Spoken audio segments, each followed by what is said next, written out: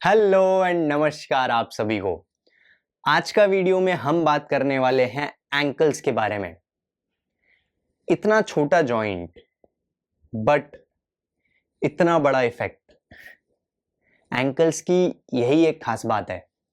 Ankle से बहुत कुछ पता चलता है किसी भी बॉडी के बारे में, माइंड के बारे में भी। बट आज हम इस वीडियो में बात करने वाले हैं कि बॉडी, फिजिकल मूवमेंट और इन चीज़ों पे एंकल का क्या इफेक्ट पड़ता है, एंकल का कितना बड़ा रोल है। मैं एग्जांपल देता हूं।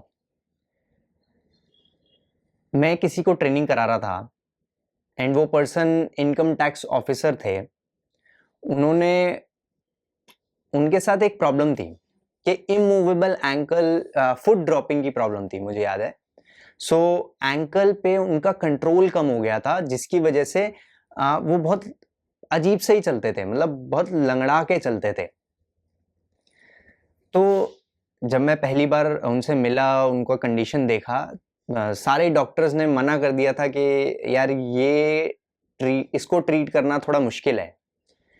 आपको रेगुलर मेडिसिन पे रहना पड़ेगा, एक्स वाई जी, मतलब बहुत कुछ ऐसा उनको पता चला था। और उनकी जो वाइफ थी वो मेडिकल लाइन में, ऑल इंडिया मेडिकल में दिल्ली में नर्स थी। सो उनके पास एक्सेस था सम ऑफ द बेस्ट डॉक्टर्स का। बट जब मैंने देखा कंडीशन, मैंने बात की, मैंने कहा मैं कुछ गारंटी नहीं कर सकता, मैं ट्राई करके देख लेता हूँ। सो हमें 4-5 सेशन लगे, मुझे 2 सेशन लगे ऑब्जर्व करने में कि क्या हो रहा है क्या नहीं हो रहा है। एंड 2 से 3 सेशन बाद इम्प्रूवमेंट्स दिखनी स्टार्ट हो गई। उनका फुट मतलब ग्राउंड पे पड़ ही नहीं पाता था। मैं उनका कंडीशन थोड़ा सा आप विजुअलाइज करना, मैं बताता हूँ। उनका एंकल मूव ही नहीं हो सकता था। उनका एंकल पे उनका कंट्रोल ही खत्म हो गया था, जिसकी वजह से जैसे ही वो अपना स्टेप रखते तो फुट फुट जैसे आप ऐसे रखते हो, तो आप जब स्ट्राइड लेते हो तो कुछ ऐसे रखते हो ना फुट। सो उनका जो एंकल है वो कभी 90 डिग्री पोजीशन में ही नहीं आ पाता था। So it use to just just go down like that. So heel पड़ने से पहले फुट लग जाता था, टो लग जाता था ग्राउंड पे, विच वॉज ऐसा कंडीशन। मैं हैरान हो गया देख के कि सिर्फ एंकल इमूवेबल हुआ है एंड इतनी बड़ी बॉडी कुछ नहीं कर पा रही। उस दिन मुझे पता चला एंकल का रियल इंपॉर्टेंस कितना होता है। मैं एक और एग्जांपल देता हूँ मेरे प्लेइंग डेज से। सो जब भी मैं अपने बेस्ट स्पोर्ट्स खेलता था, अपने बेस्ट पे खेल रहा था, सो मुझे ऐसा फील होता था I have lot of stability in my ankles, lot of ground contact strength. जो स्टेबिलिटी थी, ग्राउंड स्टेबिलिटी, वो ज़्यादा अच्छी थी, जिसकी वजह से मेरे शॉट्स में पावर आती थी, मेरे फिजिकल मूवमेंट बेटर होते थे, एनर्जी ट्रांसफ़र बेटर होता था, एक्स वाई जी बहुत सारे फ़ायदे होते थे। सो आप अब अगर आप इमेजिन करो, मैं आपको एक और एग्जांपल देता हूँ। आप इमेजिन करो कोई हट्टा तगड़ा आदमी है, बिल्कुल ऐसे भीमसेन बट उसका एंकल मूव नहीं हो सकते। What will he do? Kabaddi में एक डिफेंस का एक टेक्निक होता है जिसको हम बोलते हैं एंकल होल्ड। सो जैसे ही आप किसी रेडर का एंकल होल्ड कर लेते हो, सो वो रेडर मूव ही नहीं कर सकता उसके बाद। He is then stopped at one place. ये इंपॉर्टेंस है एंकल का। और मैं 3-4 चीज़ें और बताने वाला हूँ। बहुत सारी वीडियोस हमारे एंकल मोबिलिटी, स्टेबिलिटी, फ्लेक्सिबिलिटी के ऊपर मैंने हमारे चैनल पे डाल दी हैं। आप ज़रूर जाके चेक करो अगर आपको इम्प्रूव करना है तो। इस वीडियो में हम बात करने वाले हैं कि एंकल्स के और क्या क्या फ़ायदे होते हैं। देखो 3-4 चीज़ें होती हैं।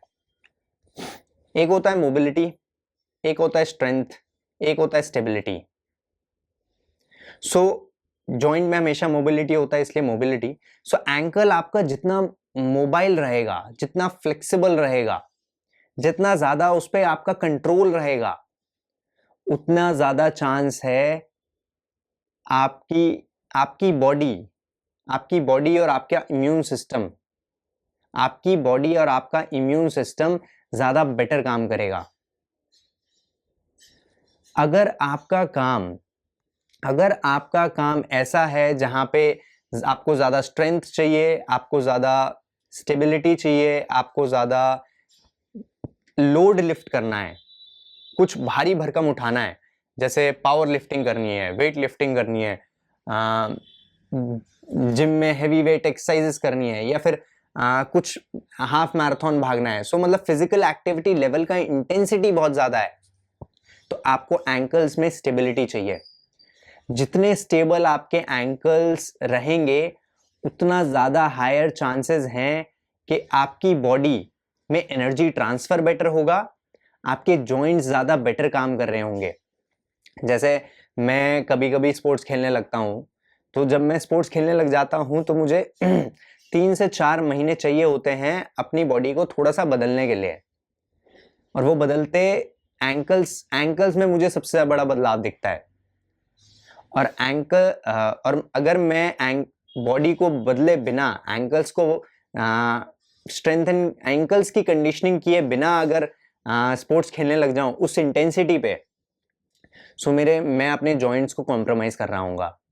सो अगर किसी का एंकल बहुत ज़्यादा मोबाइल है, फ्लेक्सिबल है और उसमें स्टेबिलिटी की कमी है, तो आपके नीज भी आपके नी वल्नरेबल होंगे, आपका लोअर बैक वल्नरेबल होगा टू एनी इंजरी और समथिंग।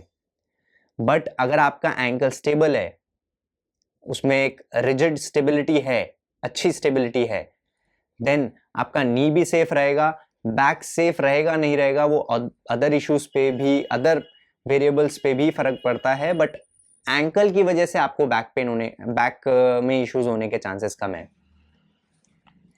सो हमारी बॉडी बहुत बहुत स्मार्ट है हमारी बॉडी बहुत स्मार्ट है और एंकल उसका एक हिस्सा है, क्योंकि जितने अच्छे आपके रूट्स होते हैं उतने अच्छे आपके फ्रूट्स निकलते हैं। अगर आपको स्टेबल फ्रूट्स चाहिए, बहुत सारे स्ट्रेंथ वाले फ्रूट्स चाहिए, तो आपको स्टेबिलिटी चाहिए एंकल्स में। अगर आपको हेल्थ चाहिए, आपको पीस चाहिए, आपको रिलैक्स्ड एटीट्यूड चाहिए, रिलैक्स्ड माइंड में बिल्कुल एक रिलैक्सेशन चाहिए, then you need mobility in your ankles. So this is something about ankles, and जितना मैं इस वीडियो में फिजिकल डायमेंशन को बता सकता था उतना मैंने बताने की कोशिश करी। आई होप आपको ये वीडियो पसंद आई हो। अगर हाँ तो प्लीज़ जाके ये चेक करें कि एंकल को इम्प्रूव कैसे करते हैं। Thank you so much.